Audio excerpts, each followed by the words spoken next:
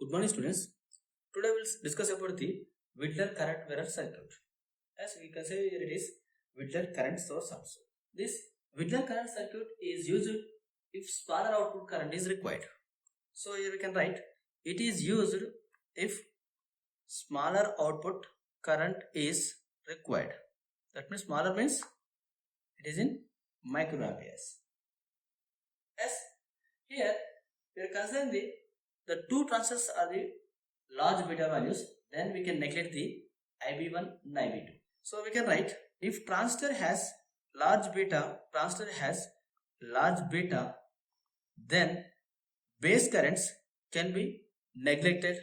So here that VB1 and VB2 are the voltages appear across the base to emitter junctions of Q1 and Q2 transistors. So we can write they can be obtained using diode equations. Nothing but VB equals to VT into ln IE by IES. Why? Because we know emitter current IE equals to IES into e power VBE by VT. As this is from diode equation.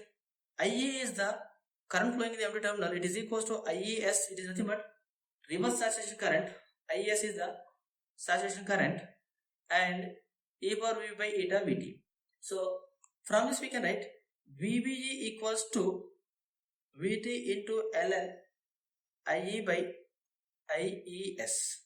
So we have written from the diode equation. We are considering the eta equals to 1 and IE equals to IC, both are same. So otherwise you can say it is IN. So for transistor eta equals to 1 and we can consider IE equals to IC and we have written IS is the saturation current. Then we can write VBE equals to VT into ln IC by IES. So we can write VT equals to VT into ln IC is nothing but, can we write here it is IN, input current, by IES. As I am naming this one as equation number 1. Similarly we can write this is VB1. Similarly we can write VB2. VB2 equals to VT ln S. This is IC by IES. This is for IC1. This is IC2. Now IC2 is nothing but output current. So we can write VT ln I out by IES. This is equation number 2. Apply KVL in this loop 1. You will get it is equals to minus VBE1 plus VBE2 plus I out RE equals to 0 as in this loop. From this we can write I out into RE equals to VBE1 minus VBE2. From this we can write I out into RE equals to, written as VB1 is nothing but this one, VT ln IN minus IN by IES minus VT ln I out by IES. From this we can write I out into RE equals to, as VT is common, then we can write VT ln, so this is log A minus log B, ln A minus ln B is nothing but ln A by B. So we can write it is equals to IN by I out. So from this we can write I out into RE is equals to VT ln IN by I out. Yes.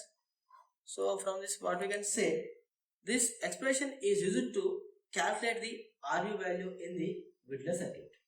So we can say here VB1 is slightly greater than the VB2, then output current will be smaller than the input current. So here we can write this expression is used to calculate RE value in Whittler circuit. You may have one more doubt again. Sir, when you are having the resistance value, again the chip area will be increases. But it provides the very small output currents and the resistance used in this circuit is also very small. Then here we can write in Whittler current source VB2 is slightly less than VB1, but current depend on exponentially. from the diode equation. Current depend on exponentially on VBE. Hence we can say that output current is less than input current. This is about the Whitler current source. Yes. Now we discussed about only BJT biasing in the IC amplifiers. So we know that IC amplifiers may constructed with the MOSFET amplifiers also. As MOSFETs is also biased in the IC amplifiers. As for that we'll see the one basic MOSFET current mirror circuit. This is MOSFET current mirror. Here this is the MOSFET current mirror circuit. So here that is M1 and M2, MOSFET 1 and MOSFET 2 are identical MOSFETs having the negligible channel length modulation. Then that is M1 drain to gate connected MOSFET. M1 is the drain to gate connected MOSFET. Then we can say VDS equals to drain to source is equals to VGS as gate to source. As so this M1 will always in saturation region. So we can write here M1 and M2 are identical MOSFETs having negligible channel length modulation. Here M1 is drain to gate connected MOSFET. That means here VDS equals to VGS. So we can write VDS equals to VGS, and M1 is always in saturation region. Since gate terminals are shorted and source terminals are grounded, therefore we can write VGS1 equals to VGS2. Since gate terminals are shorted and source terminals are grounded, therefore we can write VGS1 equals to VGS2, similar to our BJT. From this we can write IDS1 equals to IDS2. So from this we can write IOUT equals to IN. So here output resistance is nothing but output resistance of the current mirror is nothing but dynamic resistance of M2 MOSFET.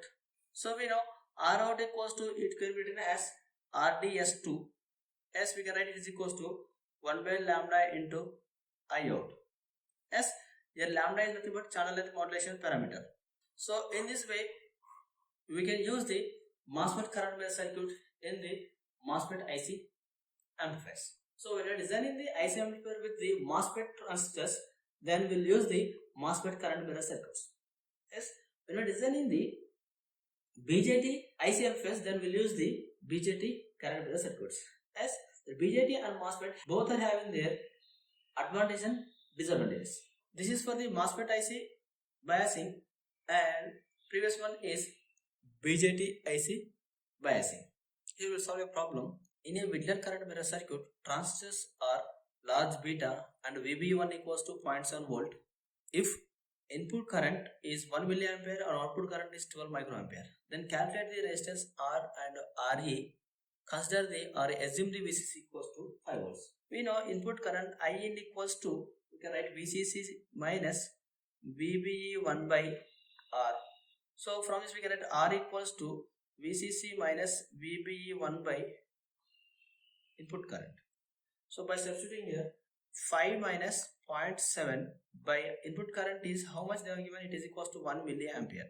So from this we can R equals to approximately this is 4.3 kilo ohm. Similarly RE resistor, it is nothing but IOUT into RE is equals to, we can write VT ln input current by output current. So from this we can write VT equals to, at room temperature it is equals to 0.026 millivolts. So ln IN by IOUT, how much? IN by IOUT is nothing but 1 milliampere by 1 microampere. So from this we can write RE equals to by IOUT how much? It is equals to 12. Yeah, this one is 12 micro, this is 12 micro. By simplifying this one, RE equals to, will get it is equals to 9.58 kilo ohms. So we can draw the circuit like this. Here RE equals to how much? 9.58 kilo ohms.